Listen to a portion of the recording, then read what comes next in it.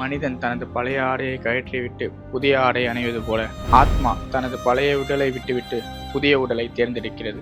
மதுரையில் 1978 பிறக்கிற இவர் மதுரை காமராஜ் யூனிவர்சிட்டியில் லெக்சரராக ஃபர்ஸ்ட் தன்னோட ஜேர்னியை ஸ்டார்ட் பண்ணுறாரு கைஸ். அவர் தன்னோட மிமிக்ரி அப்புறம் டான்ஸ் திறமையால கிட்டத்தட்ட 50+ ஸ்டேஜ் ஷோவில் பெர்ஃபார்ம் பண்ணுறாரு கைஸ். ஆக்சுவலாக அவர் டான்ஸ் ஆடும்போது ரோபோட் மாதிரியே ஆடுவார். ஸோ அதனாலேயே அவருக்கு ரோபோ சங்கர்ன்ற பேர் வந்துச்சு. அவரோட திறமையால அவர் டெலிவிஷனுக்குள்ள வந்தார். அதே திறமையை வச்சு அப்படியே சினிமா இண்டஸ்ட்ரிக்குள்ளேயும் வந்தார். இவ்வளோ திறமை இருந்தாலும் ஒரு விஷயத்தில் அவரால் டிசிப்ளினாக இருக்க முடியல. அது என்னன்னா ஆல்கஹால். ஆமாங்க, ஒரு கட்டத்தில் ஆல்கஹாலுக்கு அவர் கொஞ்சம் அடிக்ட் ஆகுறாரு. அதனால அவர் உடம்புல ஏகப்பட்ட பிரச்சனை வருது. ஸோ ஆல்கஹாலை சுத்தமாக விட்டுட்டு தன்னோட சினிமா ஜேர்னியை பார்க்கணும்னு சொல்லி ஏகப்பட்ட ட்ரீட்மெண்ட் இருக்குது. ஒரு வழியாக கியூர் ஆகிட்டேன்னு நினச்சி சினிமா இண்டஸ்ட்ரிக்குள்ளே மறுபடியும் வராரு. சினிமா நடிக்க ஆரம்பிக்கிறாரு. பட் நடிச்சிட்டு இருக்கும்போதே ஒரு நாள் மயங்கி விடுறாரு. அன்ஃபார்ச்சுனேட்லி இந்த உலகத்தை விட்டு அவர் உடல் பிரிஞ்சு போகுது.